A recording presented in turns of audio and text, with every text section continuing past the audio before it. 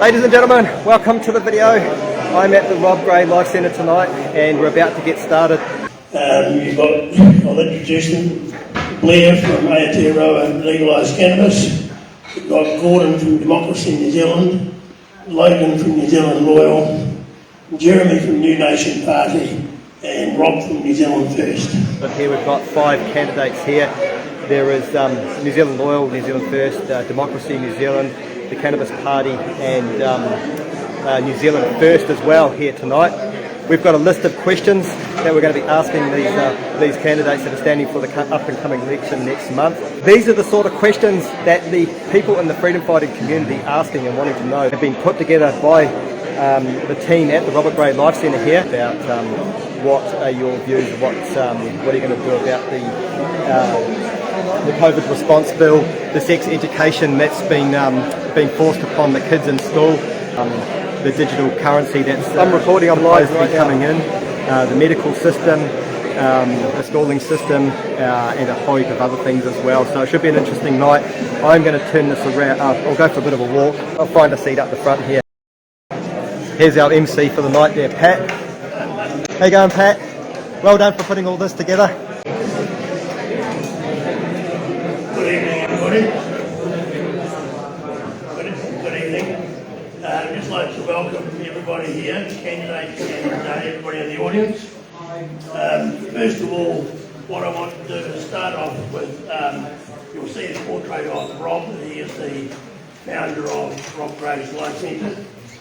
And I'm just going to read his oath, which is what he tried to live his life by and what we try to live our life centre. So Rob's oath was to act with honour, integrity and accountability, to do no harm, protect the vulnerable and keep the peace, to be of service to our community, to be completely neutral among all factions. Thank you.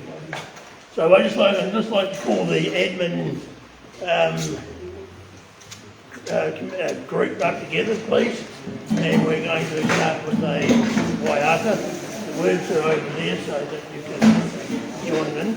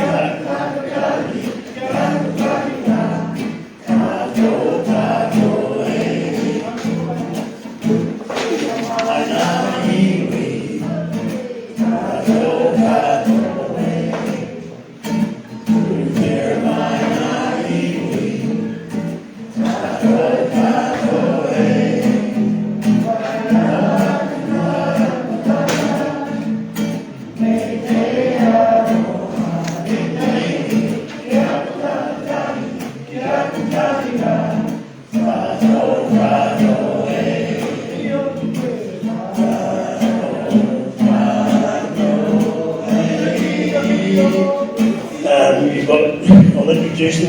Thank you. Blair from Aotearoa Legalised Cannabis. We've got Gordon from Democracy New Zealand, Logan from New Zealand Loyal, Jeremy from New Nation Party, and Rob from New Zealand First. Okay, we're going to start now with the candidates. So if you can start, Blair, each one of them's got 1 minute to do an introduction for themselves. Thank you. I won't use the microphone, I think my voice will project well. My name's Blair Anderson. I'm actually running in the Wigram and I'm filling in for Michael, who has just turned up positive with COVID. So it's a really good idea that I'm here rather than him. First of all, while the Cannabis Party itself has existed since 1996, we shouldn't forget that the first marijuana party in the world started here in New Zealand in about 1975 in response to the proposition that cannabis should be in the Misuse of Drugs Act. The Misuse of Drugs Act was actually called the Prevention of Misuse Act, and it was actually run by the then Minister of Health, 30 seconds. Yep. And we've screwed it up since then. We haven't got a law that works. 97% of people who use cannabis in New Zealand never come to the attention of the law. And we want to see that changed. The referendum was a crock of, and it deserves to be examined again. I'm not suggesting a referendum. We need to fix this. We're sick of seeing people put in jail for the wrong reasons. Thank you.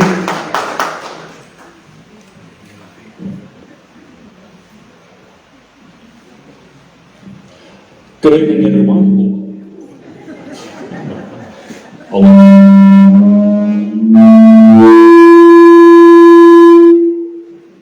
1 minute.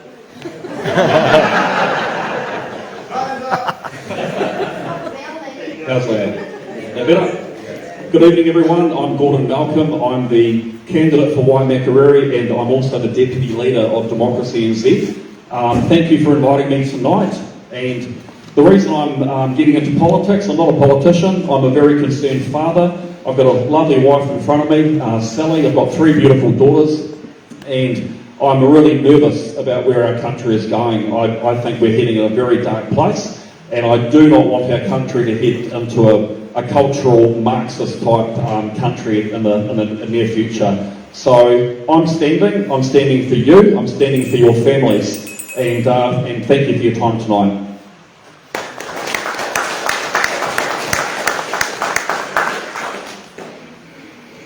My name is Lee Courtney. I'm the New Zealand Loyal Party candidate for the Selwyn district. I'm a veteran, a positive change agent working for various councils, both here in New Zealand and Australia. I'm a small business owner, and dad, husband and a Christian. I was motivated to stand for Parliament because over the last 6 years, the current government, made up of the familiar parties, have failed to consult, listen and even erode the freedoms that our armed servicemen and women have been dying to defend. I've watched as the country has been divided by racial and gender ideology to mask the theft and selling out of this country. Whilst we watch our jobs and Kiwis go overseas, our people are without housing and can't afford food. I have watched as our farmers and small businesses have been tied up over regulations and taxes. I felt that it wasn't just enough to win the war, but now I have to help Kiwis to win the peace. Thank you.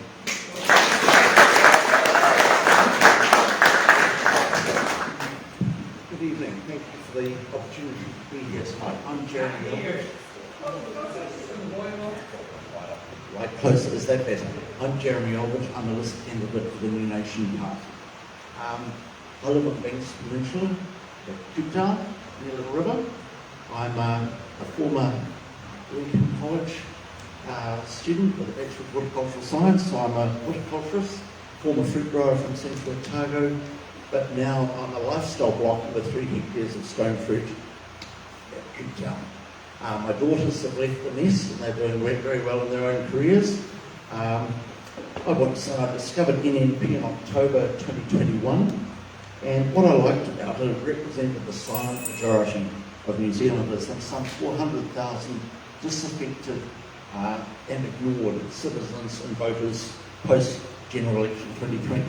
Freedom of expression, no requirement to toe the party line, and NNP had set common sense locked in stone policies established between November 2021 and February 2022, and several other parties elected to borrow some of our policies. Thank you.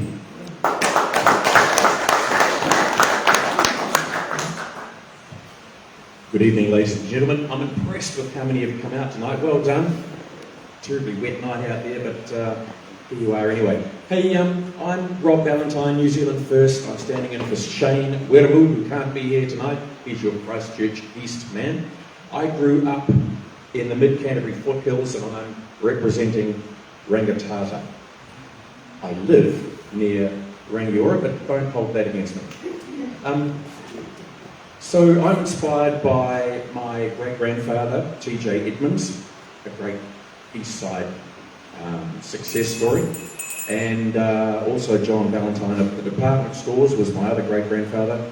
He also lived in the East Side here for a while, and I am standing in this election primarily as a protest to co-governance and separatism in government. We feel that it's extremely dangerous, and the people who will be affected the most are the grassroots, and particularly Māori, strangely enough. Thank you.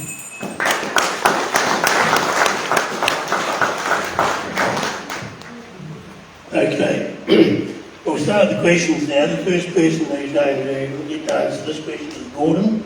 So if you can pass the mic to Gordon, and then just move it down to the right. So the first question is, what is your party's views on the COVID response? Okay, so the COVID response by government and our party's view was a massive overreach into the private lives and freedoms of New Zealanders. I find it personally abhorrent what actually happened in that time period. What we're going to do as a party, we're going to preserve and protect the Bill of Rights. We're going to make sure that we take the fans out of the government so they can't come back and bite us in that type of scenario again. In regard to lockdowns, there'll be no more masking up. There'll be no more locking you down. We're going to make sure you can move freely across our beautiful country. If you have a loved one that's passed away and you want to go and see them and go to their funeral, you go and do that. There's absolutely no way government should have that kind of, overreach into your lives. It's absolutely disgusting. People coming back in from overseas, the number of people that couldn't actually come back into their own country was absolutely terrible. So the mental illness, the government actually changed the suicide rate to accidental death to actually cover up the number of people that had actually committed suicide. Number one, probably through the big lockdown in Auckland, probably around 50,000 businesses actually failed in Auckland. So how many people died because of that, losing everything in their lives that's precious to them? I don't know, because the government had actually, obscured that information so we can't see it. So we want an open, honest, transparent government and no more rubbish.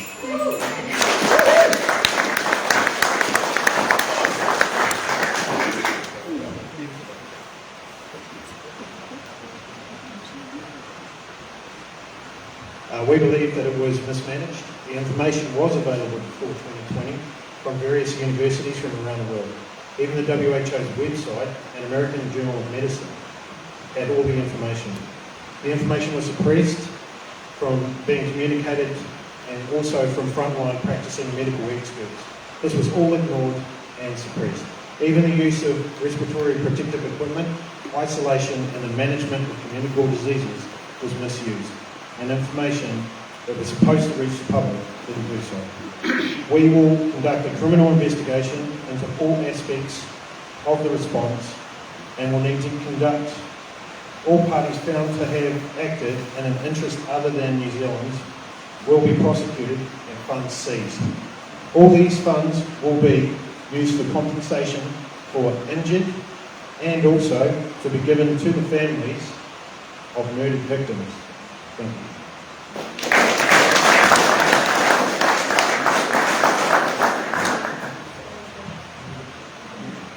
Very brief. NNP found the response absolutely overreaching. NNP was anti-mandated vaccinations. NNP advocated individual choice. I chose to be vaccinated because I was in the fruit produce business. If I was not vaccinated, I could not access fresh produce markets in Christchurch to carry on with my supply of fruit and veg. But it was a matter of choice, and my fellow colleagues in NNP respect that.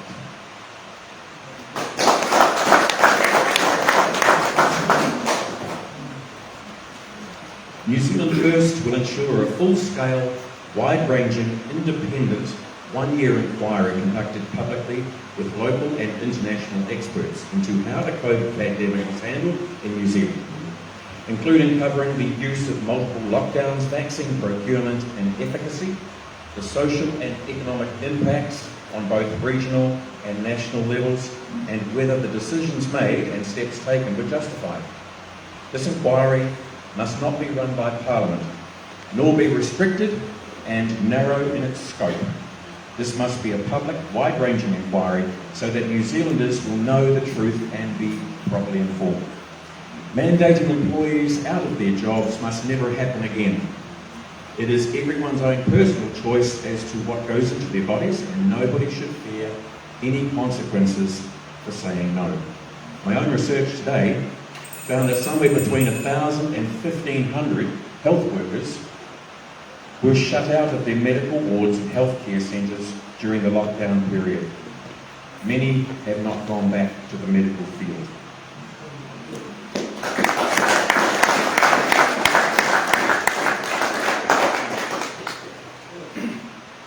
The connection here to what happened over the lockdown and its relevance to how we treat people that have been convicted of drugs has a very, very close similarity.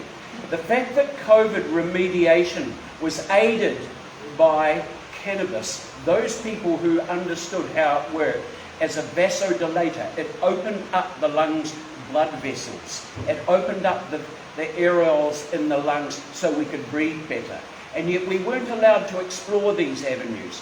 Instead, we have a paradigm that saw us based around the very same paradigms that drive drug policy, that it was a moral dilemma, that whether you took this thing or not was an offence against the rest of the people in the community.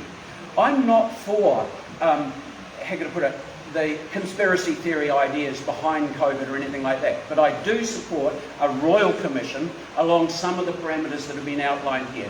There's much to be learned, but I'd also like to see a royal commission into drug policy. That would be revealing.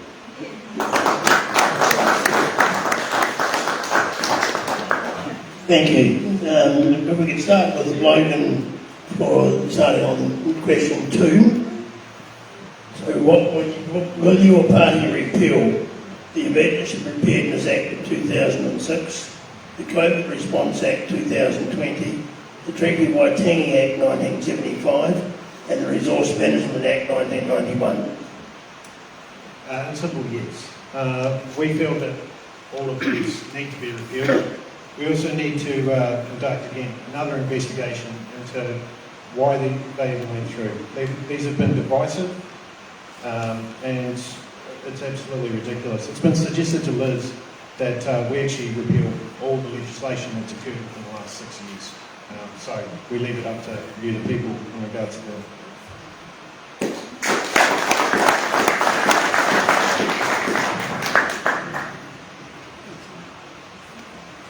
The Emergency Preparedness Act 2006, we would rewrite the Act to include only evidence-based solutions instead of agenda-based actions. The COVID Response Act 2020, yes, we would repeal, as the current Act is control-based and not solution-based.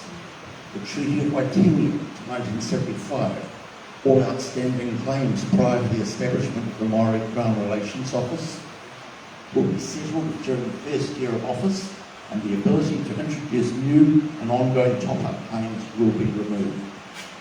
The Resource Management Act 1991, the RMA is already in the process of being replaced by 3 new acts that are even more controlling. We will reframe, repurpose all 4 acts to be more purposeful without the extreme compliance costs and restrictions.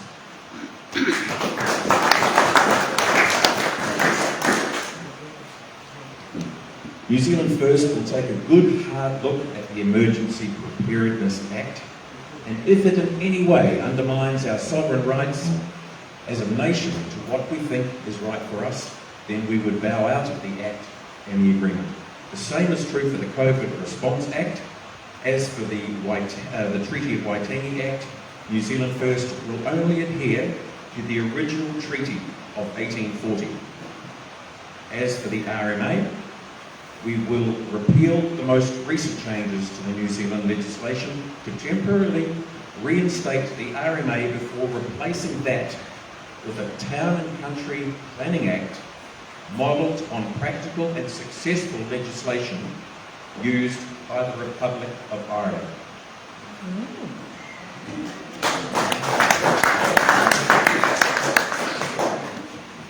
It shouldn't surprise you to know that the ALCP doesn't have a statement about these matters. But as a candidate, when I run for mayor, I was asked about the effectiveness of the RMA. And the one singular problem with the RMA is this. It served only those people who applied first. When they got rights to water, for example, they didn't have to do anything more than on-sell those rights. And we've seen how damaging that is. The RMA is a complex document, but it was intended at the time to serve its purpose. It's beyond that now. It needs to be re-examined, and it certainly needs to dispose of the first come, first served principle.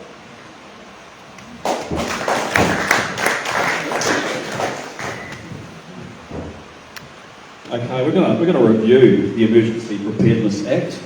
If anything's encroaching on your sovereignty, that would obviously be a big no in our book.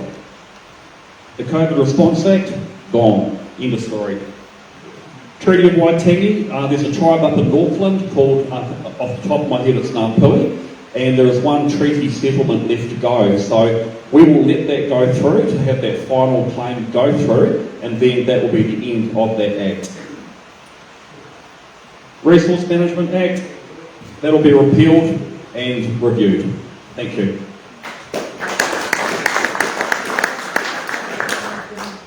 Thank you. So Jeremy, if you could start with your answer to question 3, which is what is your party's policy on government funding media with strict criteria and censorship of experts with differing opinions leading to proposed hate speech laws? NNP has been staunchly against the Labour presumably led $50 million selective narrative bribe fund allocations. Research actually indicates this $50 million has been bloated to nearly $150 million. Interesting how recipient MSM are now making cutbacks. Interesting how the same MSM are less biased now as we come towards the election. Interesting how TVNZ now face a $19 million projected loss.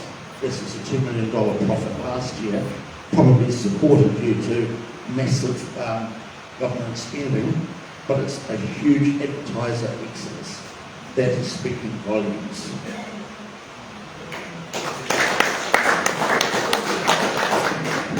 Quite agree.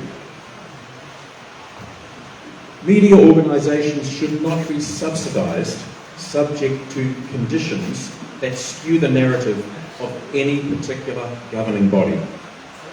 As a former radio host myself, I am disgusted with the lazy, self-opinionated journalism that many stations now transmit.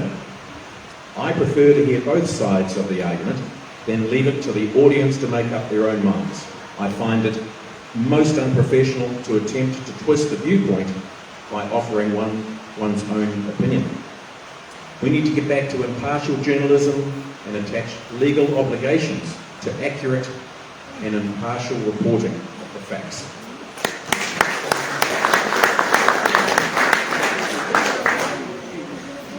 It gets worse. Our referendum, you saw the Electoral Commission put out documentation and ads in the papers and on television that read, these referendums are about end-of-life choice bill capitalised. And cannabis. We weren't voting for cannabis. The studies here in Christchurch, 4 out of 5 of the surveyed demographic have used cannabis more than 5 times. It couldn't be more popular if you made it compulsory. We were voting for legalisation and control. And when they chose to put a lowercase cannabis, that was wrong. I'm against all forms of advertising that tell lies. We need facts, principles, and discipline that ensures that those people who disobey those simple rules get a smack on the bottom.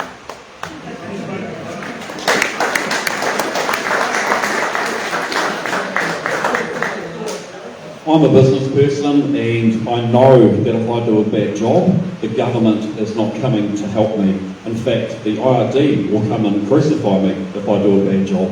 So if we put that into reality and we say with the mainstream media that they are a business and if they do not function as a business and don't get advertising that doesn't come from the actual, or money that's coming from government, then they have to stand on their own 2 feet. If they can't stand on their own 2 feet, like any other business, they go into bankruptcy, they go into liquidation.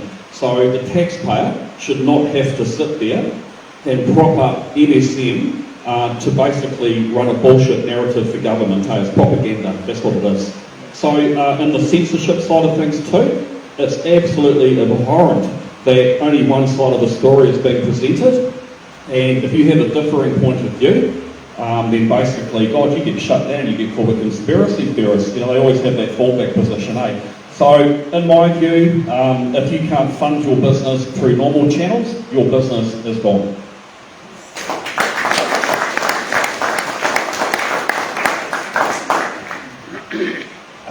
We pretty much agree. We're going to sever all ties with media. They are going to have to stand on their own 2 feet. And we also want to repeal any hate speech law. At one point or another, all hate speech is basically speech. That's how we combat bad ideas, is we have a conversation with good ideas, and the best one will win out. So we're going to sever all ties, and we're going to repeal all hate speech laws. They don't exist.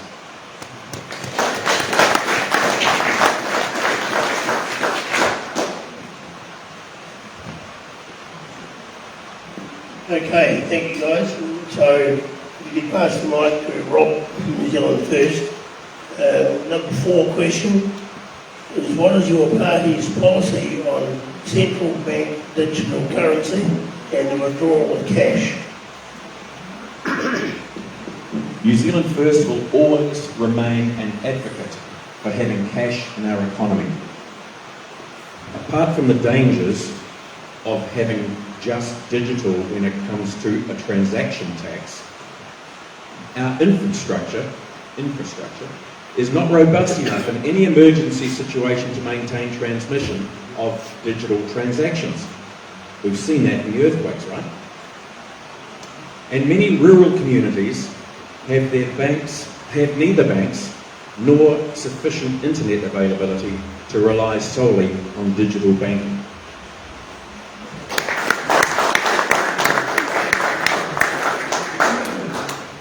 I think it says legal tender.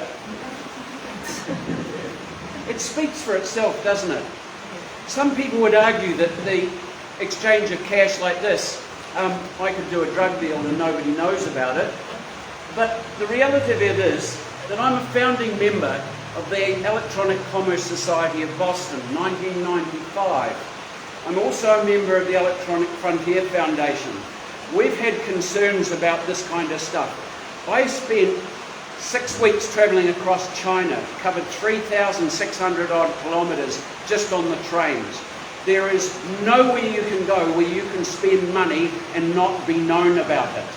They track every single movement you make.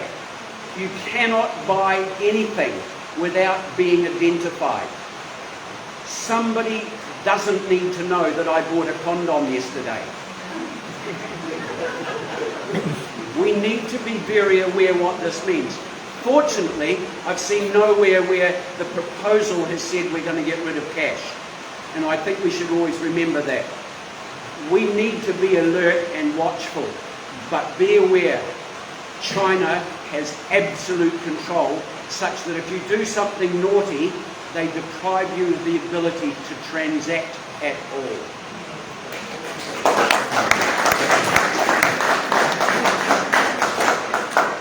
I look at central bank digital currencies and I look at cryptocurrencies. They're actually very, very similar. A lot of people will tell you that they're actually not, but the word crypto is a place where you put dead people, right? So things like Bitcoin, you know, you get all hyped up because you're making a huge amount of money and it all sounds very exciting that you're going to make a fortune, but there's always a catch, and that's to get you thinking that electronic money is absolutely fantastic. So the problem with the central bank digital currency, it can become programmable, which means that if we take it into the future, it's all nice and fluffy and you make transactions and it's all nice and easy.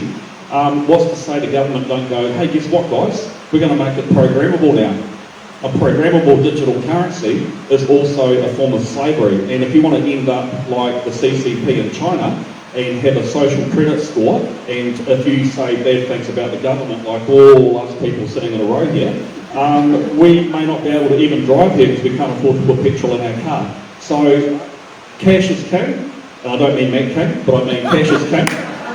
And you know, and it's got to stay there. As the other guys alluded to, if the power goes off, it's a big concern because we can't transact, and it's critical in society to be able to transact with each other without the old sticky beak government sticking their nose in every 5 minutes.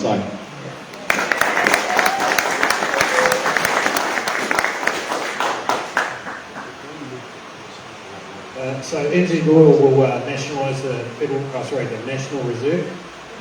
It was a Freudian slip there.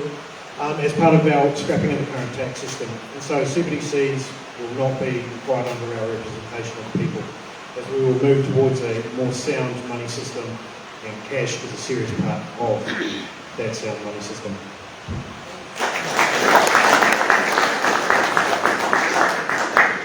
Just a very little simple story to kick off. 3 or 4 days before the COVID lockdown, the government arranged for one of Air New Zealand's bigger aircraft to fly over to Canada. And it came back to New Zealand with the biggest value payload ever. $500 million of currency from the Canadian Mint and gold bullion. So the government of the day, a few days before COVID, was securing currency, hard currency. But very simply, NNP does not support cashless society. Our dollars and cents will remain legal tender. And just a comment, I think it's too soon to go towards the digital. There's too much distrust and there's poor understanding of digital currencies amongst the people of New Zealand. So we most definitely say we will preserve cash in New Zealand. Cash is king.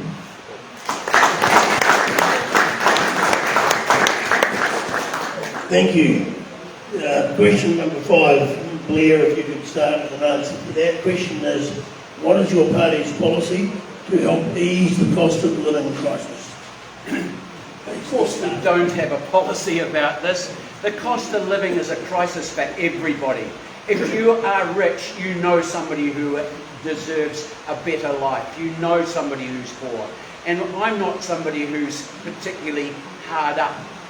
I own property. I know what that means. But I do not charge market rent. This idea that we just keep putting our rent up. I've got people in the houses that I own and I take care of them. They've been with me for years and years and years, and that's how I'd like it to stay.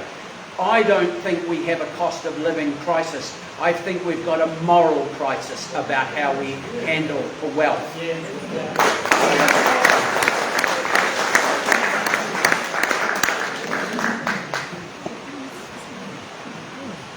Yeah, the cost of living, it's a major concern for people. Obviously, inflation, as it goes up, the crime rate goes up with inflation, and literally that is another major concern. We've got a double-edged sword. We've got high interest rates from banks, and we've got the inflation kicking in there too. So, in regard to actually alleviating some of the problems, we're going to take a good look at the 4 big banks and say, hey guys, you're making a hell of a big profit over here. Why do you need such a large profit? So we need to have a good look at the bookwork and see what those guys are up to. For superannuitants, we're going to give you a 5% rebate. We've done the costings on it, all stacks up. That'll give you $100 extra per month. It's not huge, but you know, we don't know what labour's left in Mother Hubbard's cupboard either. It's probably quite empty. There'll be spiders in there. We're going to look at a transfer tax. If you haven't heard of what a transfer tax is, when the big banks and other big corporations make a profit, they take that money they've made in New Zealand and they transfer it overseas. So we're going to be asking some pretty tough questions. If you're doing business in New Zealand and you're trying to support our economy and you're making money out of the good people of our country, why are you taking so much of that profit out of the actual country? So, you know, there's a thing called the philosophy of money. And the more you take, it's like the blood in your body. The more you take out of it, you know, the weaker the person becomes, or in this case, it's the economy. So we have to be very, very careful that we're not getting the blood sucked out of our bodies like a vampire. Yeah, so the other wee thing we've got here too, the Reserve Bank Governor We're giving him one mandate, which is to control inflation. He's currently got two, and that's basically employment. So he's done a really bad job on two things. We're going to put him in charge of just one, so he can get his focus back on the ball. And we're going to keep him in a close band of keeping inflation in a roughly 1 to 3, so probably about a 2% band. So that will be his only role. And we've got other great ideas too, but that'll be for later.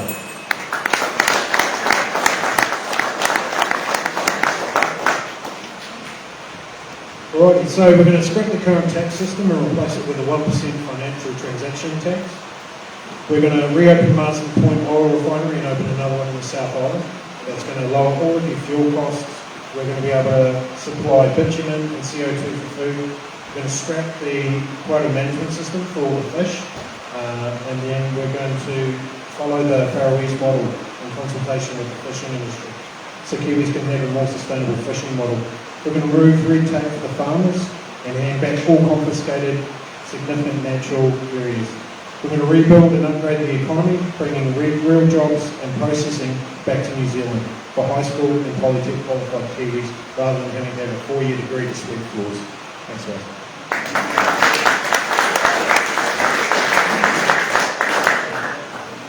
NMP echoes some of Gordon's comments regarding the banking sector.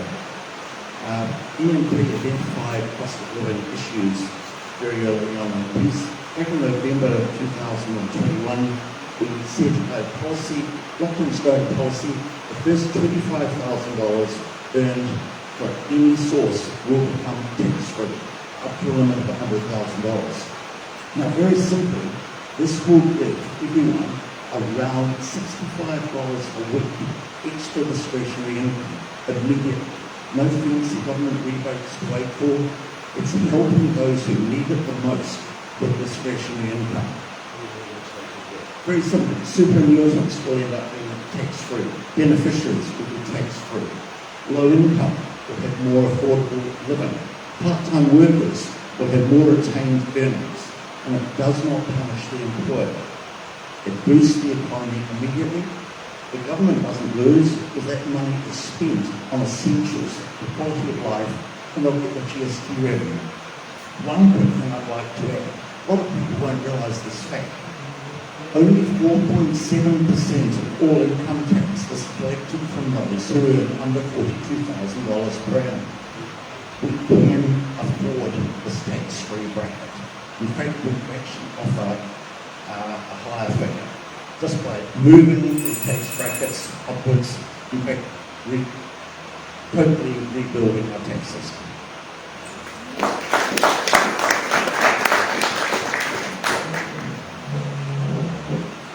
I wish I could say what I really think, but I've got to go with the party line, you know. So New Zealand First will adjust tax brackets to match inflation. Hasn't been done for a very long time, it's well overdue.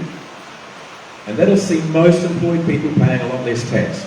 In my electorate, when farmers are doing well, the flow-through effect is virtually instant. So we will remove all unworkable regulations and unnecessary bureaucracy to let them grow more, sell more, and spend more on urban services. All fit and able New Zealanders are still required to uphold their patriotic duty and find work rather than bludge off the state. It's our intention to lift the incomes of all New Zealanders by correcting the fiscal monetary mistakes the government has made over the last 3 years. And we will conduct a banking review and a review of the supermarkets to ensure we're all paying a fair price for goods and services. Thank you. Gordon, if you can start answering question 6, please. Question 6 is, what is your party's policy on the sex education curriculum currently being implemented in our schools? Okay, you guys, I'm sure you've heard this saying, there's a fox in the hen house. You've heard that?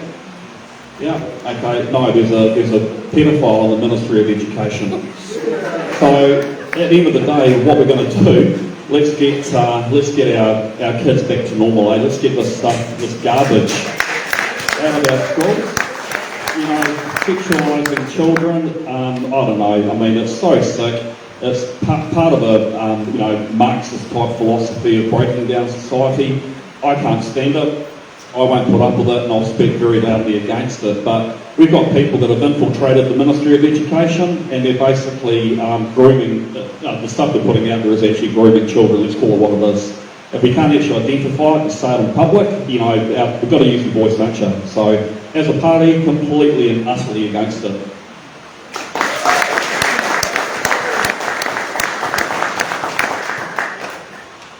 Yeah, we're going to remove all gender ideology from schools and replace it with a reproductive and real-life education. This is going to include things like postnatal depression, sleep deprivation, and the realities of being a single parent for both mothers and fathers. Our aim is to bring families back to New Zealand.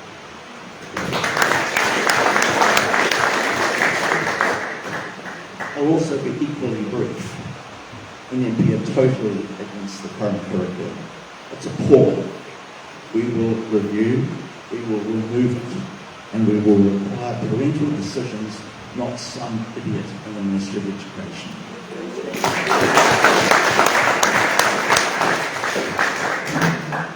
Speaking of brief, sex education should not be allowed in primary or intermediate schools. We advocate for education, not indoctrination, particularly in respect of gender identity, which should not be part of any school curriculum at any age.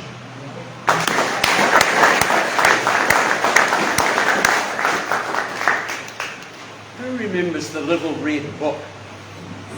Anybody in high school handed out? It talked about meaningful relationships and healthy sexual habits and permission and all those things. But it was banned. We actually had to sort of hide it so nobody would take it off us. And they went through the lockers and removed it from anybody who had it in their locker. Right? There's another book that came out that I distributed here to the the Community and Public Health. It was called First Do No Harm, notably up there. First Do No Harm. And that was about drug education. But Community and Public Health wouldn't have it in their library. And then they told the Christchurch Library not to take it on either. And when I went there and asked them what they did with the 10 copies I had donated to them, they said they all must have slipped down behind the cabinet because they couldn't find any. So when we are very, very aware of what's being done with the literature that's actually given out, that's instructive and informative, we have to be very worried about what we're allowed to see, not just what we get to see. I'm concerned about the sexualisation of children, but we don't have to go very far to see how vulnerable they are on the internet and in other places.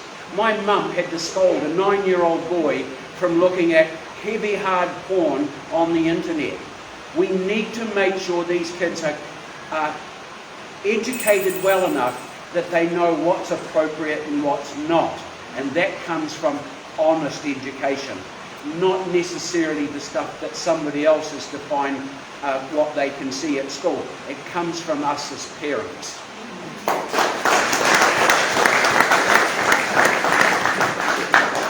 Thank you. Logan, if you could start with an answer for question 7, which is what are your party's views on climate change and carbon dioxide reduction policies? We intend to withdraw from the UN, the WHO and the World Economic Forum. So all climate change policies will be reviewed. This is due to inaccurate science and flawed models that have been influenced by funding policies rather than accuracy of results.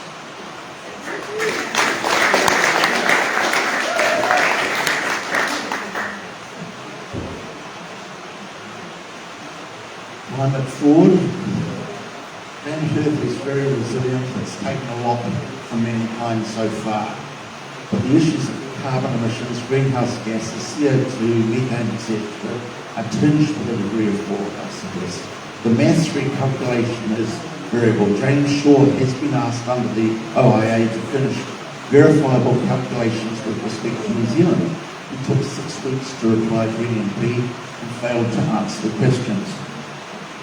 Canada, the massive forest there, sequestered 14 times their carbon consumption. USA, 1.2 times. The EU, 0.5. New Zealand. New Zealand is carbon neutral. If you take in the national parks, reserves, commercial forestry, farm forestry, livestock rock plantings, riparian plantings, the state highway initiatives, 45% of New Zealand is covered and CO2 is actively being sequestered beautifully. And also on the issue of higher CO2 levels, we've had much higher levels in the history of planet Earth. The current levels around 420 parts per million are actually really good for food production. I could say more, but I won't.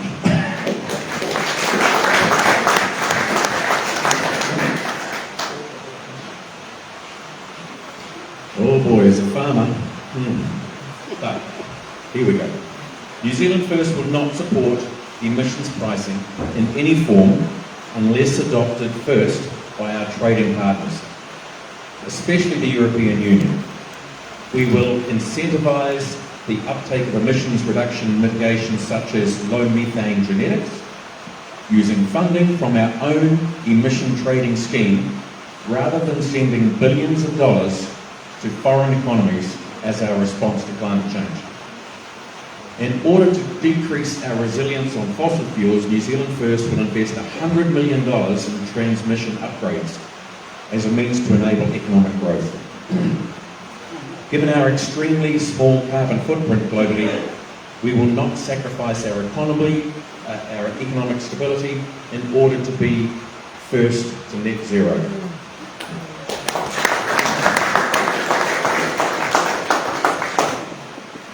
Shouldn't that's okay? You want me to go first? Okay. Cannabis Party really supports a hemp industry that has been poorly managed in terms of the industrial hemp opportunities here. We now can strengthen concrete with hemp fibres, and it's stronger than steel and it doesn't rust. We've got so many things that can be produced out of this particular product. I've played a guitar made out of hemp and it played beautifully. I've worn ski goggles made out of hemp and they sustained an entire season. There are so many things that could be made out of this stuff, and we're really good at growing it, but we're not allowed to. The regulations are stifling. But there's another side to this that really concerns me. That is that the science behind our carbon emissions is pretty damn robust. We're in trouble. If you don't believe it, go and convince everybody in Queenstown this has got nothing to do with climate change. It has, and we're wearing it now. Here's the problem. If we don't fix this, we will not have ancestors. We will not have ancestors. It will mean the demise of life as we know it. That's the end story. You can doubt it. I am a lay scientist who spent 50 years studying this. I pointed this out at university in 1973 that carbon would be a problem, and it is. But I did propose a solution called contraction and convergence, and I did propose it to the minister at the time, the climate minister here in Christchurch, and he said that contraction and convergence was his favourite model and never introduced it any time into the parliamentary discussions. Look up contraction and convergence. It means New Zealand can contribute without us hurting doing it. Okay, Democracy NZ does not buy into the climate change narrative. If we look at the IPCC, International Panel for Climate Change, they have halved their warming potential by 2100. So we aren't living in a big, huge emergency, supposedly. If we look at New Zealand, we emit 0.017% of global emission, which is only 1/5 of 1%. China up at 29%. That'll double by 2030. Then you're looking at India, 7% set to triple by 2030. So we emit a tiny little amount, but the risk of actually trying to be at the forefront of all this stuff is bankrupting our economy. So when you think about it, I didn't interfere with what's talking, sir, thank you. When you look at it, economically, the road to net zero, which is what National's putting out there, that's the road to nowhere. We've still got to have a stimulated economy to actually grow our economy. So that's critical. In regard to, so we look down here, pine trees, we're totally against the pine trees invading our land and stopping our food production and stopping our animals actually grazing. So as a party, that comes to a halt as well. Thank you.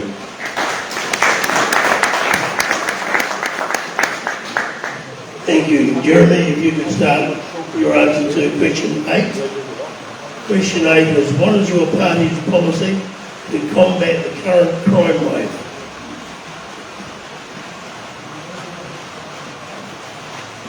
Just some very simple solutions. More local police in-house. The return of traffic police as a separate division, freeing police up to police crime. Tougher bail requirements. Extension of prison resources. Working prisons. Working prison farms. Tougher sentences for crimes of violence, etc. Increased dedicated task forces. Night courts. Improved victim support units.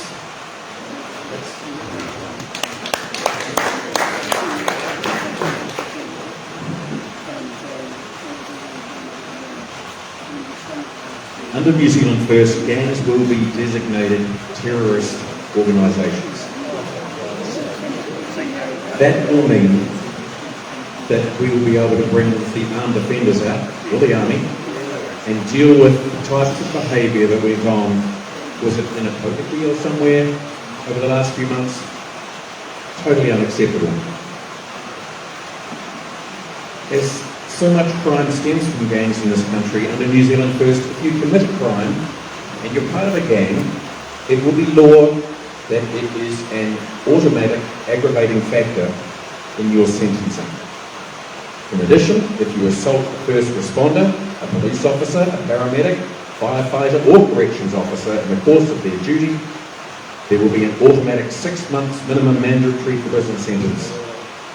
As for ram raids, young criminals will have to appear in court with their parents or guardians who may be deemed culpable. Special prison wings will be set up for gang members to avoid any non-gang prisoner from being indoctrinated by gangs.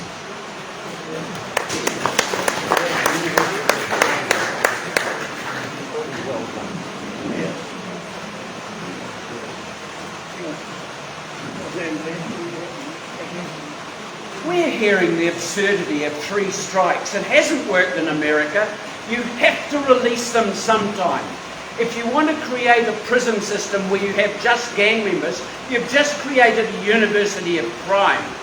This is daft. We've got MPs in the House that believe this shit. We need a better bloody society. We shouldn't be putting ambulances at the bottom of the damn cliff. We need them at the top. Stop this bloody problem at where it's getting problematic. Fix the damn drug law for a start. If you were serious about fixing crime, you'd be on my side.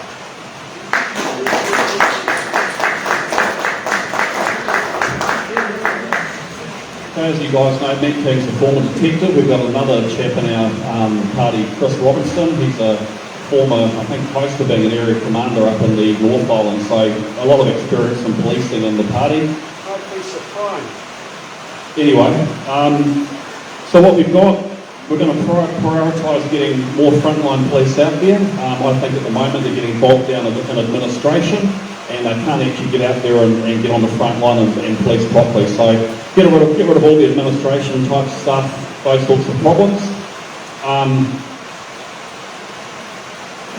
In regard to the serious crime with gangs, a lot of our youth now are doing ram raids and things like that, which they would never have done in the past. The issue with that that they're liaising with gang members. So gang members are going out there recruiting young people, getting them to do crimes for them, and then they're reaping the rewards. So we're going to have an organised crime unit specifically to target gangs and asset strip them. In regard to three strikes, I agree with our mate down here. If you've got really bad criminals in society and they don't respect you and you become a victim of either violence or theft or something like that, I'm sorry, but you've lost your right to walk freely in the society. You're a danger to society, so we will lock you up. End story.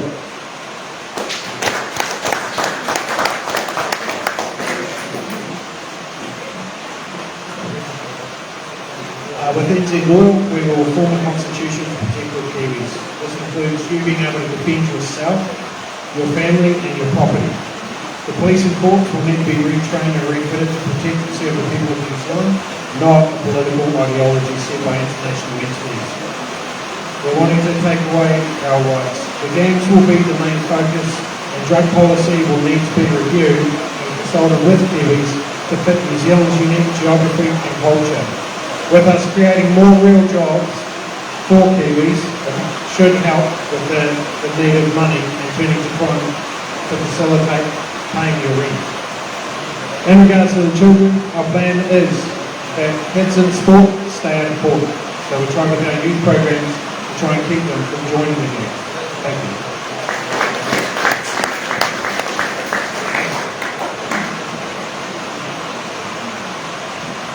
Okay, thank you. Rob, if you could start the answer to question 9. What is your party's policy on genetically engineered and genetically modified foods? Thank you. A brief one from New Zealand First. As for genetically modified foods, our policy is to proceed with extreme caution. We recognise that we will need to come up with new varieties of plants in future to become resilient to climate change and new diseases at some point.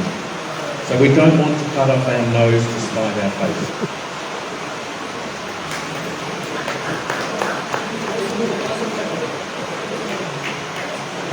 A number of years ago, I was asked if I'd contribute to the debate about genetically engineered onions. In my presentation to the Environmental Committee, considering it, I said, my grandfather grew onions and my grandmother cooked them, and my dad liked them and I liked them. And I found no need to do anything else with our onions. They tasted fine and the gravy was excellent. The thing about this is that we're not using reductionist analysis in our evaluation of what we need. Right? We can do better without the genetic engineering coming into play, and we've been doing it for many, many years. It's actually been broadly, subjectively analysed that those people who grow cannabis have pioneered ways of growing cannabis so damn successfully, it makes genetic engineering look damn slow. We're actually producing superior grade product through observation, practice, science, because they're really good at it, right? And proving that you can accomplish gradients without actually genetic engineering, just by crossbreeding and crossbreeding to get what you want. That's not genetic engineering, that's clever.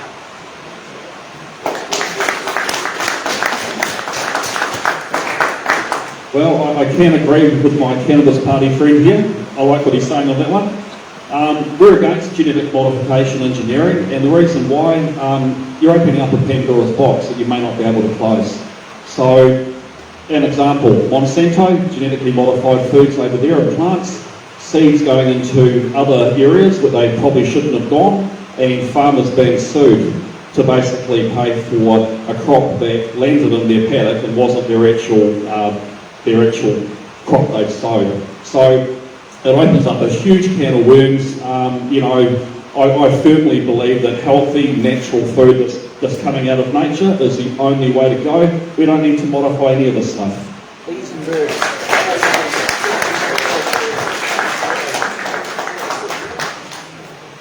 The previous candidate was looking at my notes. He's literally copied it word for word. So So I'll be suing him for intellectual property rights. Is that all right? Listen, our scientists around the world have proven that we don't need GE or GMOs, okay? And like we said just now, once they go to seed and they start releasing the seeds into the wind, they do go into other people's farms. And if you're going to save seeds, they will sue you into oblivion. And so what we're finding over the last 20 years in America is that they just send investigators out, private investigators, and then they tie you up in courts and they annihilate little farmers. Nobody wants to buy the land either. And no one wants to buy the land because it's been contaminated now. It's absolutely ridiculous. So, yeah, no.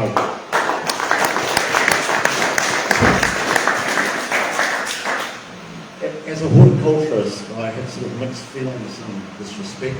I think a lot of it's pollen from other crops, and you end up with all sorts of variants and illegal claims grow.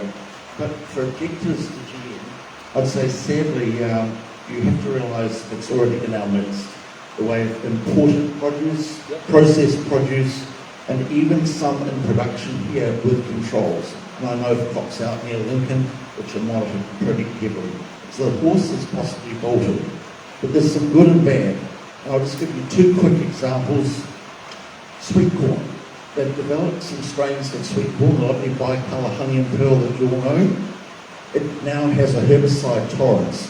So the seeds can be planted, they germinate, come through the ground, and the herbicides can be placed over it so we can get bigger yields.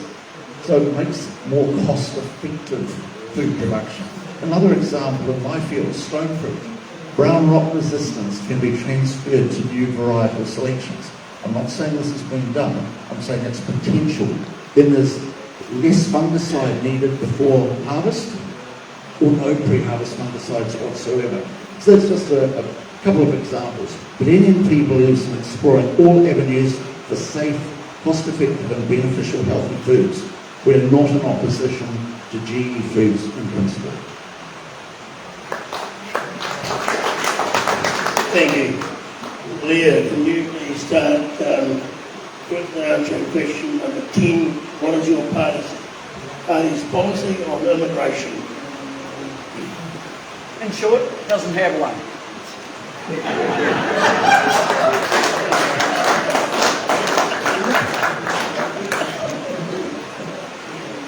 Okay, we're open to immigration, but what I mean by that is that obviously people that want to come here, who want to share in our culture, who want to be seen as Kiwis, who are well educated, they're productive, they can do a great job and actually help build our society, all for those sorts of people.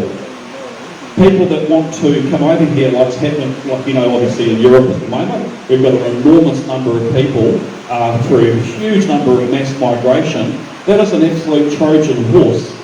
You have got people of men of fighting age, and they don't ever seem to come with wives or children. They just turn up at a whole bunch of men sitting there, right? And they're taking over townships in Italy, over in the UK. So I am absolutely opposed to that type of migration into your country. I think it's dangerous. I think it has a very, very high risk of people coming in that can't contribute, and they overburden the social system. So there are two distinctly different types of people that would want to come into your country or not.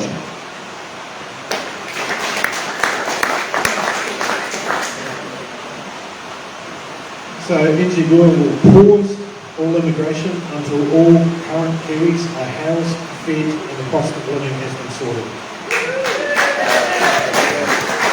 We currently have between 1 and 1.5 million Kiwis living abroad that can come home, but the jobs and infrastructure are not present to entice them home.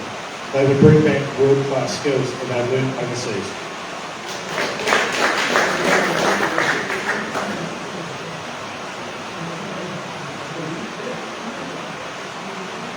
New Zealand is already multicultural and multi-ethnic. We are one country, one people. Let us grow and prosper with unity, not with separatism, bias, cronyism and nepotism. Let us recognise the calibre of the person, not ethnicity, gender or orientation.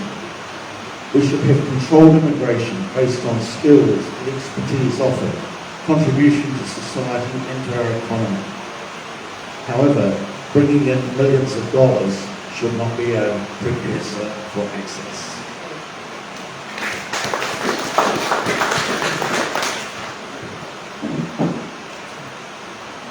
New Zealand First is quite happy to carry on bringing in the RSE workers for seasonal works on farms and vineyards and orchards, of course. However, only those with a high degree of skills considered in short supply here will be allowed in. New Zealand First is about putting New Zealanders first. We need time to expand the infrastructure required to cope with the massive numbers of immigrants that we have seen coming into the country already in recent years.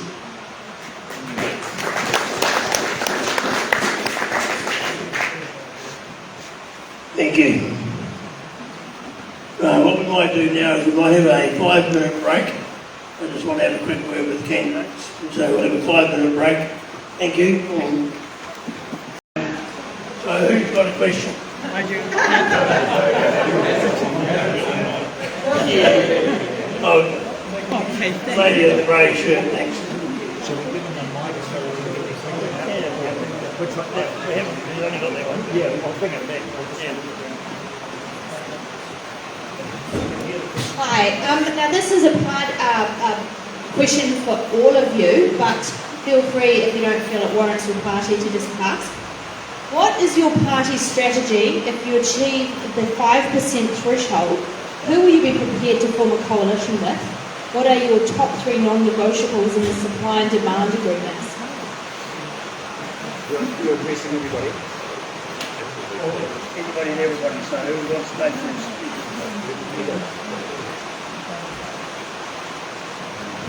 Okay, if we achieve the 5% threshold, we could not work with Labour, Greens, or the Maori Party. They're just non-negotiable.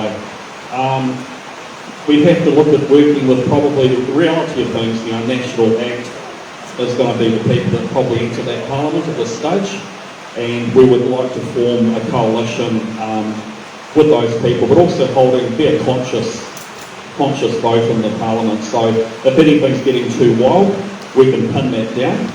Obviously, preserving and protecting the Bill of Rights is priority number 1, so we don't get back into the COVID lockdowns and all that garbage. They want to, another pandemic comes through the country or stuff like that.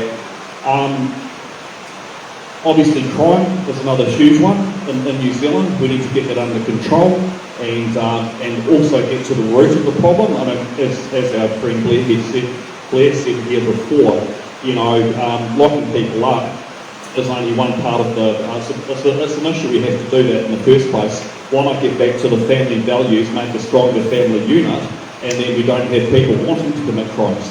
We want to make sure that we address it right back at the root of the problem. And a lot of the time, the root of the problem is actually the money system. We've got a watered-down money system that makes 2 people work. The government then puts your child into state care to be raised by them and not by you. So the indoctrination starts in those centres and it carries on through high school and all the rest of it. So we as people have to get back our money supply, if you want to call it like that.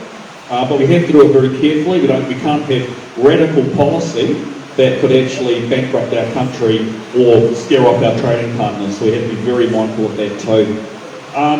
Obviously, health is a big one. We want to have people getting lovely and healthy. We don't want to have the ambulance at the bottom of the cliff, where you've got people who are chronically ill because they've been given terrible food most of their lives. So once again, we take it back to the root of the problem. We get people in a healthy diet.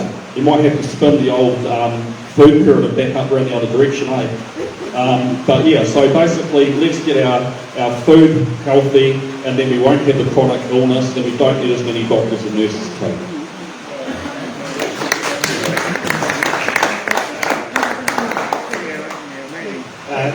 We're pretty antithetical to most parties, so we'd have to be very cautious who we actually decide to work with.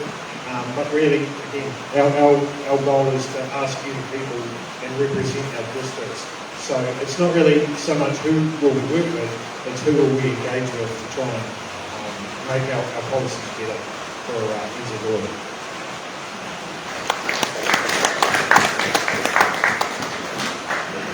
With the new nation part of New Zealand achieving greater than 5% threshold, we would really want to be a devil's advocate on behalf of the citizens of New Zealand, because the previous governments have been too close. they have been too aligned and they have not been representing our interests as individual Kiwis. So there are lots of policies. I have 4 different flyers here. Key thing that we would push as a non-negotiable, we would like to see the tax system overhauled. We would like to see a tax-free threshold, as we've talked about, first $25,000 income earned from any source. That is essential for helping people who are really struggling in life. That immediately gives them discretionary income, which is life-changing. $65 a week extra in their hand is healthier food, better quality fruit and vegetables. So they've got diet, medical requirements, and it also helps with normal things such as rent and their vehicle expenses. So we want to make sure that we're not aligning firmly with any of the right parties. We're totally excluding Party, Labour and Greens. But we want to work with all the other parties on the right, and it would be obviously under the main coalition of National and Act.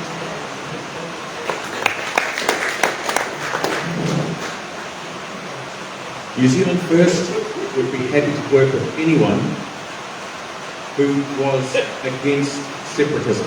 It's always willing to work with anyone. Not this time around.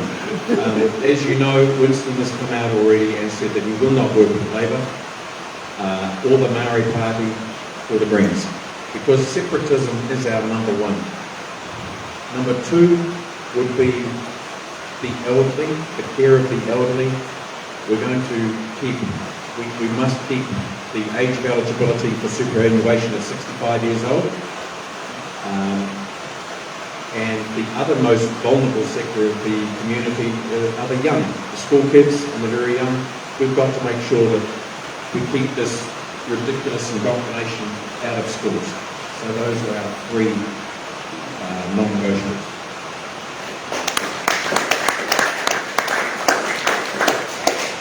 It's pure conjecture, of course, whether any of the also-rans are going to make 5%. It would be a sad day for many if the Cannabis Party made 5%. They would go epileptic, I know it. But imagine the possibilities if 1.4 million people who said yes in the referendum changed the bloody world, and so it would. I've got a document here from Deloitte's. This is one of the global accountants, and it says here that the 43 billion boost to cannabis GDP from the legal regulation of cannabis occurred, and this data is now a year old. Don't underestimate strange things to happen, because the evidence is just over the Pacific Ocean. It's on the other side. Don't forget also, Seattle legalized cannabis. It's our sister city. Why don't we have those people here telling us of this success? $43 billion. You can change the world with that kind of stuff. Thank you. The gentleman at the back with glasses.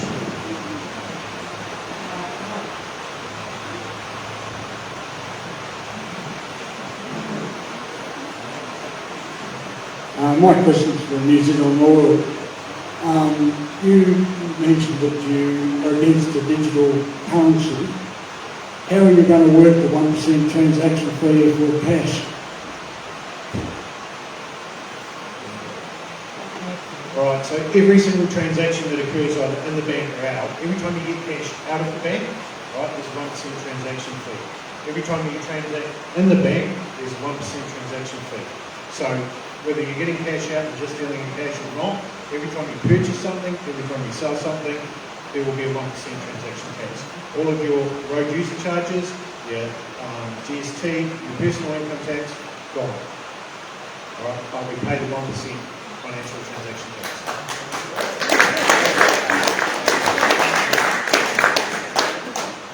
Can I answer that?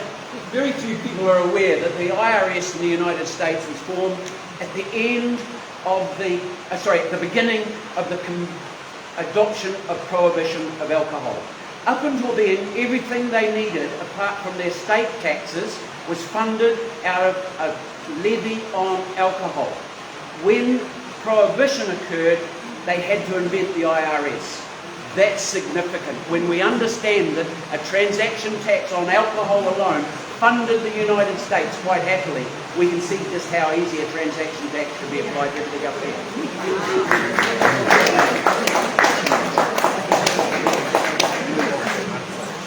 Okay, any other questions?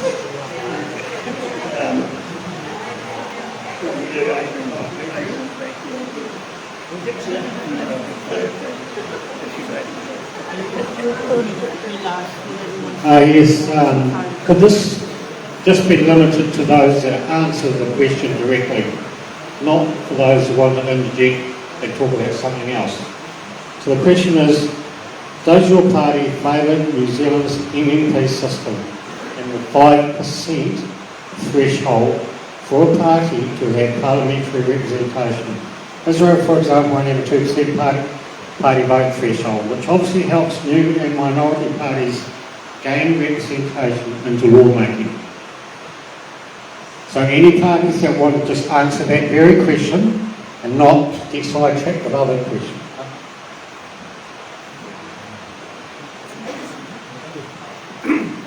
The ATO Legalised Cannabis Party is actively lobbying to lower that threshold, at least to the 4% that was 4% that was recommended in the beginning.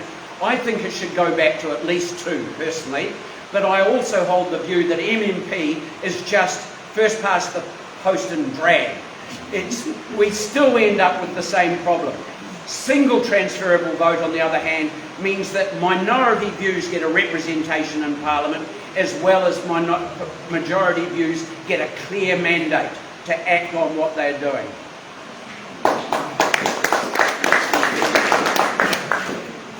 We don't have a clear policy on that at the moment. We obviously are working to get into the Parliament under the current conditions, but that's something we would look at if we get into the Parliament. It's orders of magnitude difference. We've got to do it. So yeah, we want to actually conduct an investigation into all, like how we do all of our elections. There's quite a lot of stuff that just leave massive gaps for international entities like George Soros and all that to come in and actually start funding a lot of the bigger parties or the familiar parties. And so what we want to do is actually have a look at it, have a conversation with New Zealand, and then let you people decide how you want to run your elections. So, I mean, does that answer your question? You may not referendum or something like that? Something like that, yeah. We just want to look at the whole system because it's quite forward. Just go and read the candidate handbook and just play some figures with that. You'll see it's pretty good stuff. From the New Nation Party perspective, if we stop and consider, we were meant to be consulted yet again on MMP and the political system by referendum. That has not happened. But I would now say to you, I believe, speaking for NMP, I think the 2% threshold is sensible. If you look at the NMP Facebook page, since we started in 2021, there have been over 3.5 million hits, views, contributions, comments made. A lot of everyday New Zealand citizens have shown interest about devil's advocacy, speaking up for the silent majority. To get in at 5% is pretty damn near impossible when you're straight off the block. 2% is achievable, and we can see it now with the parties amongst us that are really working hard to get the attention of everyday New Zealanders and look after the goodwill of everyday New Zealanders. So NMP believes it should start around 2%. Then we have a chance to work to a review of the political system in New Zealand. But the thing I'd throw in, New Zealanders must be given more opportunity to have their say via referendums. Some can be research type, which are non-binding, but others should be binding, and the government should respect those.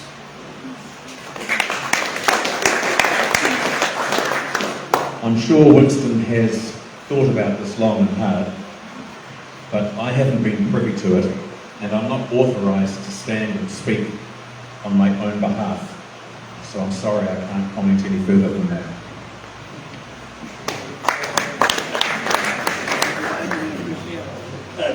I'll just hand it over to Faye and then wants to ask a question.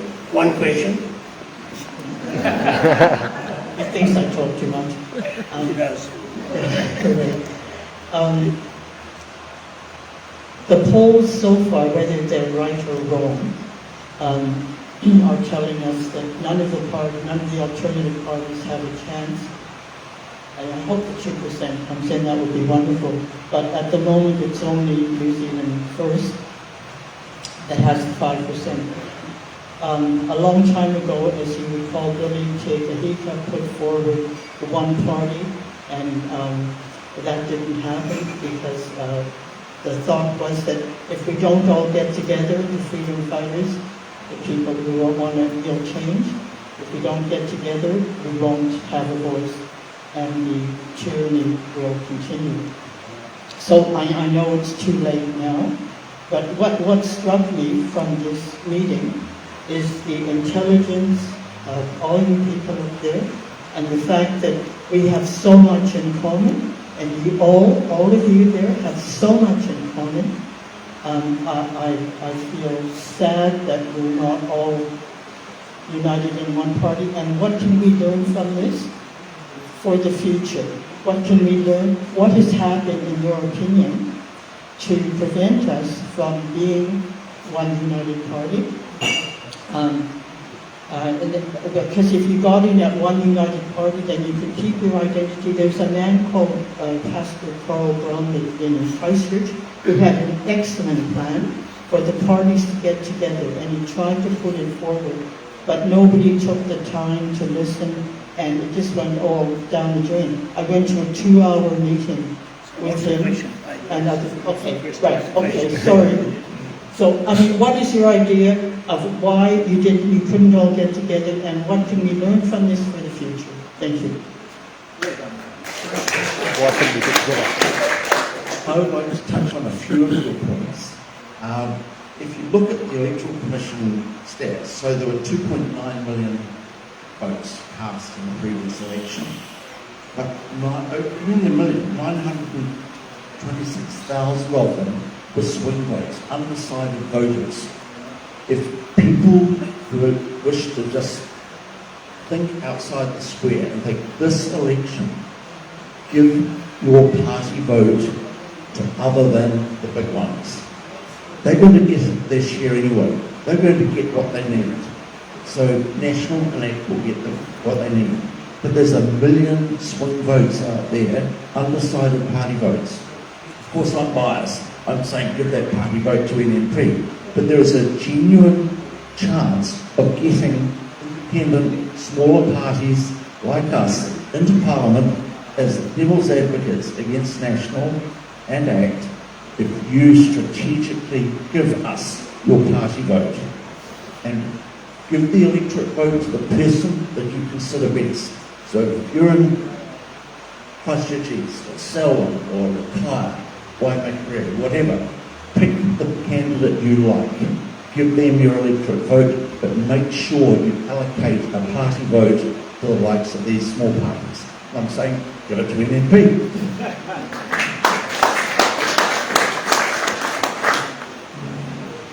The editor of the press asked me one day, he said, Blair, you get about 900 votes when you run, but you only spend about $20 on your campaign. Are you really serious about what you're doing?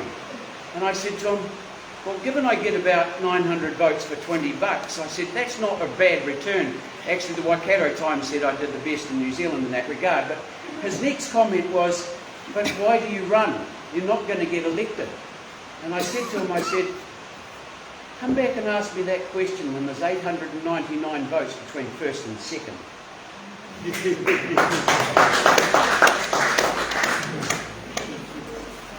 I think everybody likes to back a winner, and Kiwis especially when you look at All Blacks and big sporting teams, and how quickly we tend to walk away when they're not winning.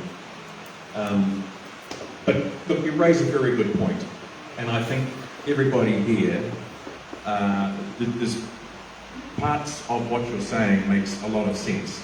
And I haven't got the answer as to why more small parties don't join up together. I don't know. I'm sorry. But it is a good idea in principle. And has it did it successfully? And in reality, Our party strategy hasn't been to get over the 5% mark, it's actually to have a large party vote, but also Matt King's also been the MP in Northland before. He has a great chance of actually getting back in that seat, which would then obviously 0.8% of the vote, 1.2, that brings more MPs into Parliament, so that was always going to be our strategy. We know the 5% threshold is very difficult to get over. In regard to why do people not get on? You know, I think it's just boiling down to human nature. You know, one person will have a party here and, you know, there might be another person pop over here a few weeks later and they've got a couple of different ideas. So the freedom people are getting pulled left, right, centre. One offers a few more lollies over here. So it's just human nature. And unfortunately, that is a very, very difficult thing to change. Maybe I should offer everybody a free joint. Bloody popular. it does make every voter happy.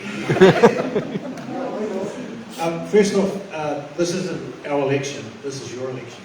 So when you sit there and ask us why we can't work together, at the end of the day, this is actually your guys' job to work together. If you decide that you don't want National anymore, or you don't want Labour, or you don't want ACT, or you don't want the Greens, that's your decision.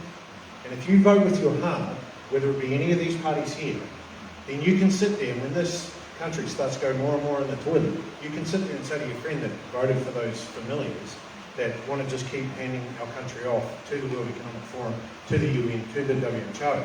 You can sit there and say, oh mate, you keep complaining, but you keep voting for the same thing. And there was this really clever guy, I can't quite remember his name, I think it was Einstein, that said, you keep doing the same thing over and over again. Well, we're going to play with it anyway, so then it's insanity, right? And whether he said it or not, it doesn't matter. The fact of the matter is, listen guys, it's your election, right? And every time they say to you, oh, it's a wasted vote. No, the only wasted vote is if you come in January trying to vote. Because the polls shut like 3 months ago, right? So that's the only wasted vote. Apart from that, you need to think about it. How am I going to have a conversation that's going to change everybody else's opinion?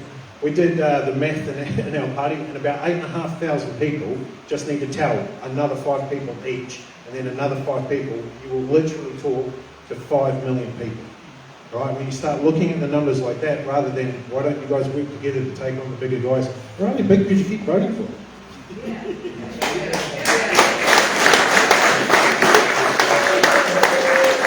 May I respond once more to this lady's question as well? A potential solution to the question you asked, if there was a system under the Electoral Commission where we could actually agree to be within a pool, but retain our own values and identity, you vote accordingly. As a pool, we might achieve 8 to 12%. Consider the election in Australia last year. There was a massive 8% swing to smaller independents. It is compulsory. But if we could get 8 to 12% and have a simple internal agreement that every one of those parties got at least one list seat and then a pro rata allocation of the overflow, there is the problem solved. That 8 to 12 guarantees a lot of MPs in Parliament. So I hope that throws the solution at you, but we need the Electoral Commission to be empowered to create such a structure. And of course, National, ACT and Labour and Greens would not want that because it takes away power from them instead of from us, as this gentleman here said. You're empowered. So the system needs some work.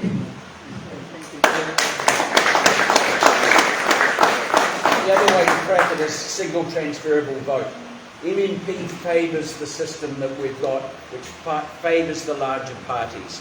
Where a single transferable vote, you actually get to vote for who you don't want by putting them at the bottom. Right? So it's much fairer and much more representative. This will be the last question before we go into summary. And this gentleman here has had his hand up for quite some time.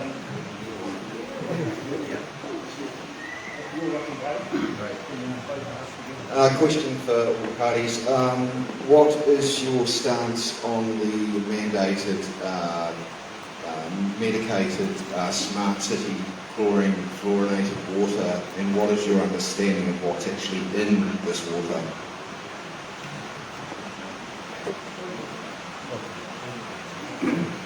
What the hell are we putting chlorine on our gardens for and killing all the really good things in the dirt that make the nutrients, right, that our plants are growing on? It has got to be one of the dumbest things we've done, watering our gardens with chlorinated water and being expected to put up with it. The fact that they banned the chlorine coming out of the free optional pipes that were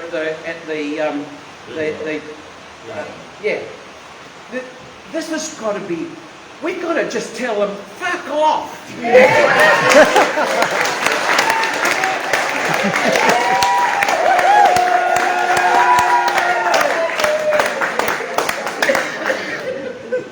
We have some magnificent aquifers under us.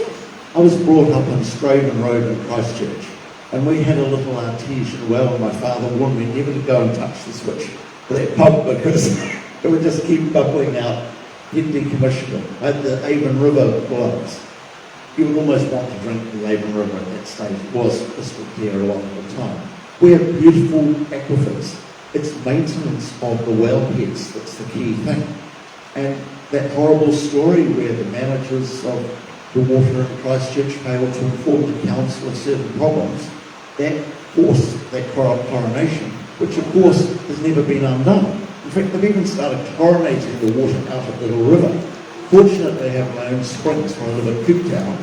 I've never got sick from my own springs coming down through the larval lenses in the volcanic country. We've retrieved the water there for over 25 years. No problems with our water purity. It's the maintenance of the wellheads, I think, that's the key thing for our Christchurch water resource.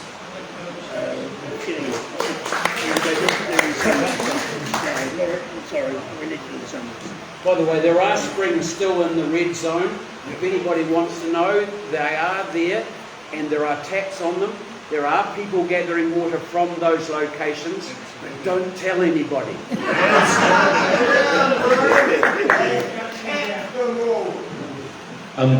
As I said earlier, New Zealand First takes the attitude that as individuals, Kiwis have the right to put into their bodies whatever they want and not put in their bodies whatever they don't want.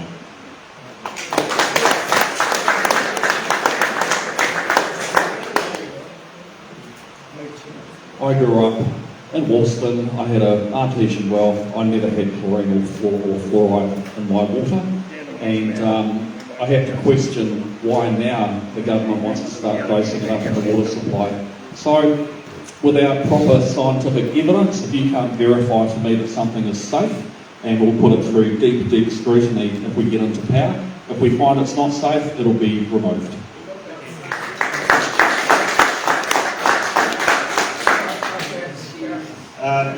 We'd like to ban it, and basically it's your body, you put in what you want and you take out what you want. Personally, I don't, this is my personal opinion, I don't think a lot of those politicians actually know how they're doing. I would trust them with my kids, let alone my water. So, Okay, thank you. Now, earlier on we had told the candidates that they would have a time to do summaries. So we've had probably nearly half an hour of questions. So now what I'd like to do is get Gordon from Democracy New Zealand to start, and if we can do maybe a 1 to 2 minute summary of the evening. Thank you. Well, firstly, thank you for having me. And we're a party for the people. We're farming freedom and family. And if you let us get into that parliament by voting for us, I guarantee you we'll do our absolute best to bring the old New Zealand back before COVID.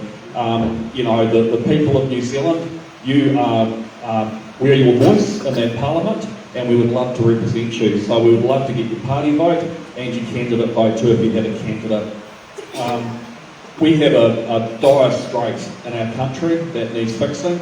if the two major political parties are left there, then we are going into a very, very dark place. So this election is probably the most important of our lives, and you know, it's critical that we get the right people into that parliament to pull this stuff down, but we've got to get you guys to believe in what we actually represent and get your vote off you. As far as the health, the policing, there are so many issues in our country, and I can tell you now, it's not going to be a one-term fix. If anyone's telling you that we're going to get this fixed, boom, just like that, I think that's la-la land stuff, I really do. It's taken probably 100 years to get us into the position that we are now, and it's going to take us a fair bit of time to come back out the other side. So please don't expect a miracle, because we're not miracle workers, but we will do our absolute best and work our hardest for you to make sure that we restore the New Zealand that we did grow up in all those years ago.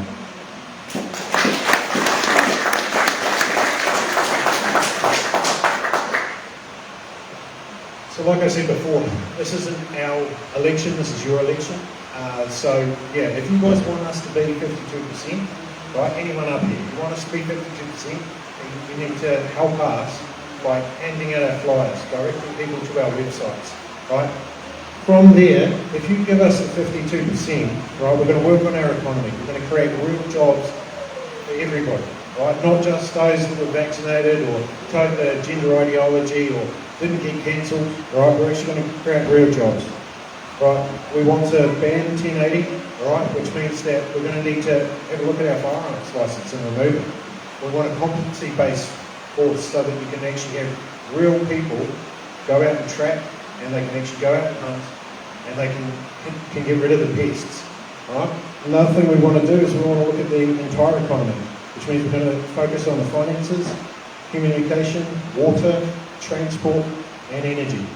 Right? All of these things will be nationalised, and they will be controlled by you, because we want to install the right of recall, which means you don't have to wait 3 years to kick some Nazi out. You literally can call that person back to your district and say, listen buddy, you didn't do what we asked you to do, or you went off on your own plan.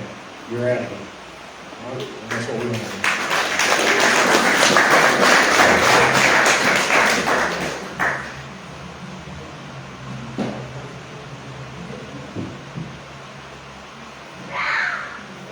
Thank you, Pat, and your colleagues here at the Rob Gray Centre for this opportunity tonight. NMP was founded to represent the silent majority, all of us here in New Zealand, and we want to apply common sense and fairness to boldly affirm policies that we have set in stone for over 2 years. And what I'd ask you to do at the evening conclusion tonight, I have 4 policy statements here. We have our seniors policy, we have the law and order policy, we have the rural policy, plus a summary of all our locked in stone policies. But I would echo some of the things that have been said. Nationalising Marsden Point, eventually developing a new refinery in the South Island. We have vast oil and gas resources. We're spending about $8 billion a year on oil and gas. We're importing over 50% of the gas from Australia at the present time, according to the Rock Gas staff here in Byron Street. We could actually fund a new refinery, which would cost around $5 to $6 billion, with the substitution of importation. Back when I was at university with John Land, in those days, New Zealand was nearly 2/3 self-sufficient in energy resources. We lost that with Labour's moves, primarily with sequential elections. Anyway, I see I'm running out of time in the allocation. All I would say is that use your party vote well. NNP, New Nation Party of New Zealand, would love you to allocate this once, just so we've got someone else in Parliament to annoy the big ones in government. Thank you.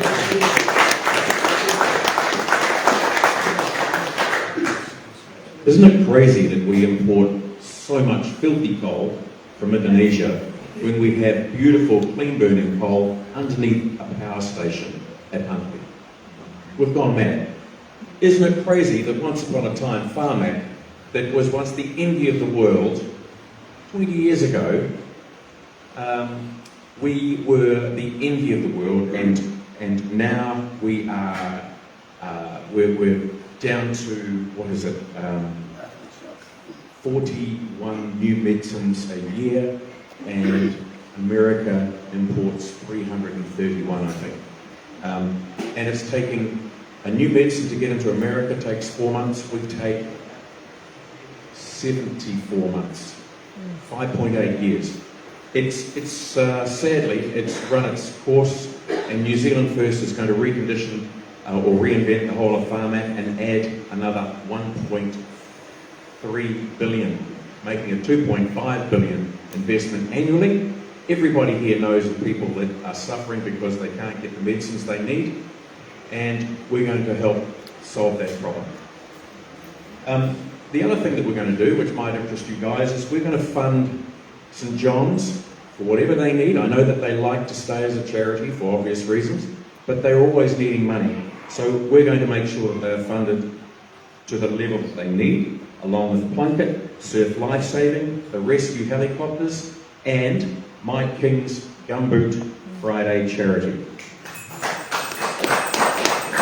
On behalf of Shane Weremu, thank you very much for coming along to listen tonight. He's a great guy, he works hard, and please vote for Shane and/or New Zealand First. Thank you.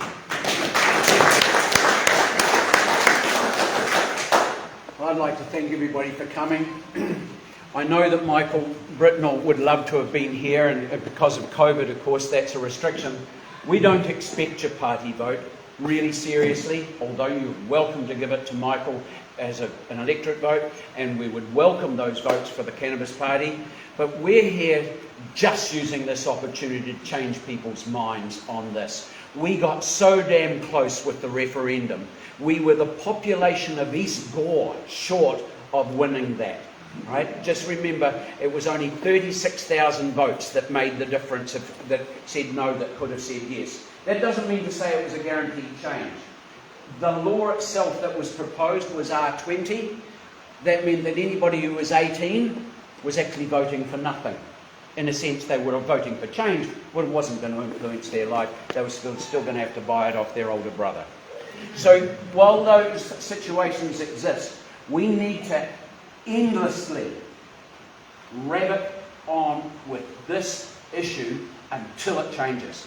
It's unconscionable that Canada can have a $43 billion GDP contribution, right, employing 100,000 people, and we've got what we've got. I walked across all of Ottawa, going to the different stores, photographing them out of interest, right? And what I can tell you was, I never saw one child outside of those venues. We got it so bloody wrong, and it was so illogical, that when we contested it in the High Court and we were written off, we never got to present the argument. It was unconscionable behaviour by 3 High Court judges that denied us the right to speak at that, because we hadn't given $1,000 security for witnesses we never had to call, and a legislative framework that didn't require us to even pay it. You were cheated. Vote for Michael if you think it's something you want fixed.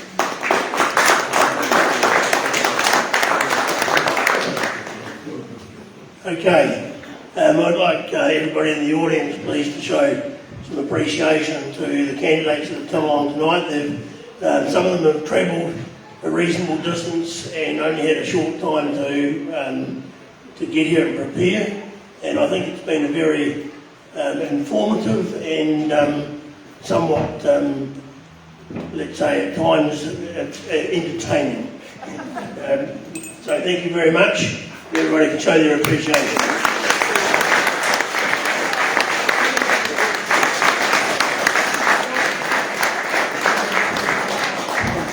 And I'd like to wish all you guys the very best in the election. I know we can't vote for all of you, but you know, I wish you all the best. And hopefully we can get some miracles. I'd also like to thank the security team, the guys guys doing the live streaming, the admin team, and this evening's organising team.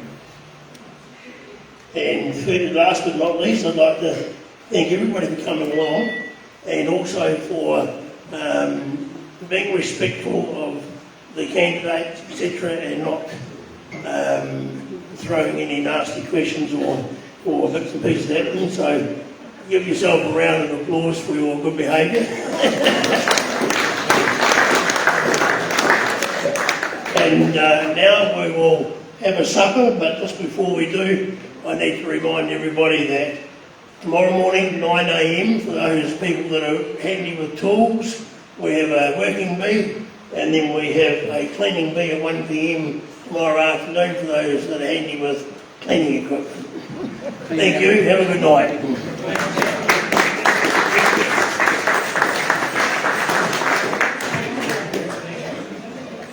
Thanks guys. Thanks, very good. Well done. Yeah. Thank you. Thank you. Thank you. Thank you. Yep. Thanks, man.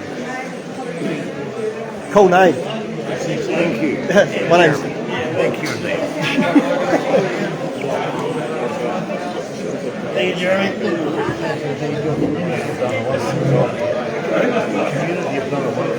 Yeah, well, There you go, ladies and gentlemen. Thank you for watching. I'm still live at the Robert Gray Life Centre. We've got the candidates behind me. The interesting thing about tonight as well is that there were 5 men here tonight. There's an interesting saying about this, but some ladies may not understand it or believe it, but there's a saying that men maintain society where women maintain life. Women are out there to be bringing up babies, having babies and looking after the baby, starting off life, whereas the man comes in to help maintain and build society. But, and there's been a massive confusion of that over the times. It's just unfortunate, it's the way it is. It's the way that human nature is and the way that we've been built and designed over tens and tens of thousands of years. I'm going to stop just chatting. This might end up getting edited out. I might have said the wrong thing. I might have gotten someone upset. On the side off, thank you for watching. Kiwis are strong warriors and we're not going to stop until we get what we want. For watching and have a great night.